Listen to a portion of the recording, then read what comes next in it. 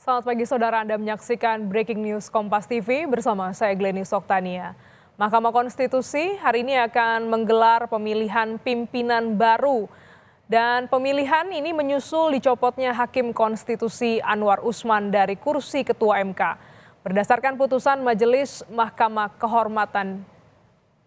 Kehormatan Mahkamah Konstitusi Sekretaris Jenderal MK Heru Setiawan menjelaskan proses pemilihan untuk menindaklanjuti putusan Majelis Kehormatan MK yang dibacakan pada 7 November 2023. Ini merupakan situasi terkini. Anggota rapat, 9 surat suara telah disiapkan dalam. Ini merupakan situasi saat gladi resik untuk pemilihan Ketua MK pengganti Anwar Usman.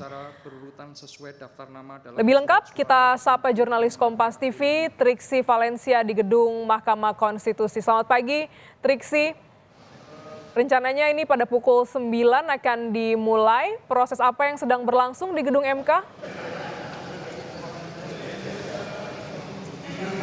Ya, selamat pagi Glenis dan juga saudara. Betul sekali, memang kalau sesuai dengan jadwal, pukul 9 waktu Indonesia bagian Barat ini akan dimulai terkait dengan pemilihan Ketua Mahkamah Konstitusi yang baru. Jadi kalau kita melihat saat ini sudah pukul 9:31 yang berarti sudah berjalan sekitar 31 menit, yakni rapat pleno hakim yang dilakukan secara tertutup untuk umum terlebih dahulu. Jadi memang dilakukan di ruang rapat pleno hakim dan secara tertutup dipimpin oleh Wakil Ketua Hakim Konstitusi yakni Saldi Isra, di mana akan dihadiri juga oleh 7 hakim konstitusi lainnya. Hanya akan ada 8 hakim konstitusi Glenis dan juga saudara yang akan melakukan musyawarah dan juga mufakat untuk menemukan atau mencari ketua baru dari Mahkamah Konstitusi. Kalau saat ini yang sedang berlangsung adalah rapat pleno hakim secara tertutup, yang berarti pemilihan ini dilakukan secara musyawarah mufakat terlebih dahulu. Sampai berapa lama tentu ini melihat bagaimana nanti komunikasi maupun juga musyawarah yang dilakukan oleh para hakim. Tapi kalau kita berkaca pada pemilihan pada Maret lalu, di mana untuk rapat pleno hakim sendiri secara tertutup ini bisa berlangsung selama kurang lebih 3 jam.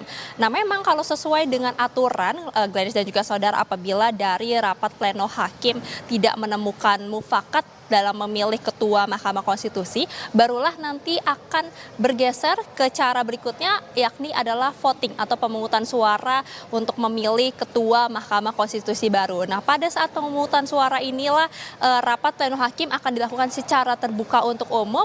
Jadi kita bisa menyaksikan secara langsung seperti apa pelaksanaan maupun juga pemilihan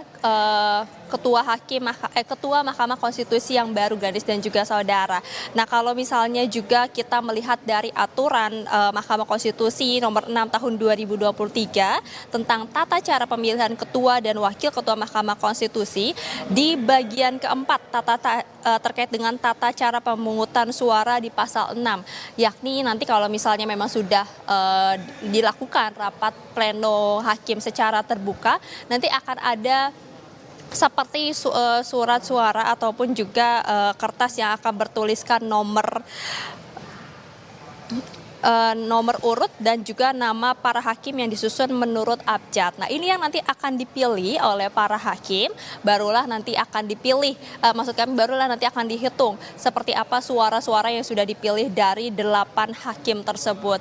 Baru nanti bisa diketahui apakah memang ada satu nama yang mendapatkan suara terbanyak dan bisa ditetapkan menjadi ketua Mahkamah Konstitusi. Jadi itu tahapannya, Glenis dan juga saudara. Jadi yang pertama saat ini adalah sedang berlangsung rapat pleno hakim secara tertutup terlebih dahulu, melakukan pemilihan secara musyawarah mufakat. Apabila nanti tidak mencapai mufakat, baru beralih ke skema berikutnya, yakni melakukan voting ataupun juga melihat dari suara terbanyak dari 8 hakim.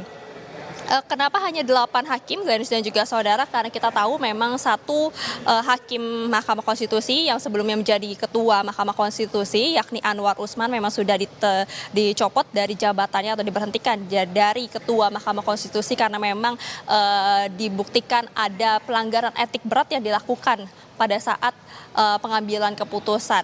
Nah, inilah yang membuat Anwar Usman yang saat ini statusnya menjadi hakim konstitusi tidak dapat dipilih maupun juga mengajukan dirinya kembali menjadi ketua Mahkamah Konstitusi selama masa jabatannya. Jadi sampai masa jabatannya berakhir, dirinya tidak bisa ikut lagi untuk bisa menjadi ketua maupun juga diajukan menjadi ketua Mahkamah Konstitusi. Maka dari itu hanya akan ada 8 hakim konstitusi yang akan melihat ataupun juga bermusyawarah secara bersama siapa yang kemudian bisa dilihat maupun juga mumpuni untuk kemudian menjadi ketua Mahkamah Konstitusi yang baru. Nah, pertanyaannya apakah wakil Mahkamah Konstitusi ini juga akan dipilih kembali? Tadi kami mengkonfirmasi kepada juru bicara Mahkamah Konstitusi yakni Fajar Laksono bahwa kalau dalam pemilihan nanti dinamikanya tidak ada perubahan ataupun juga nama Saldi Isra ini tidak terpilih menjadi ketua Mahkamah Konstitusi, maka posisinya sebagai wakil ketua akan tetap menjadi wakil ketua dan tidak akan ada pemilihan wakil ketua Mahkamah Konstitusi yang baru.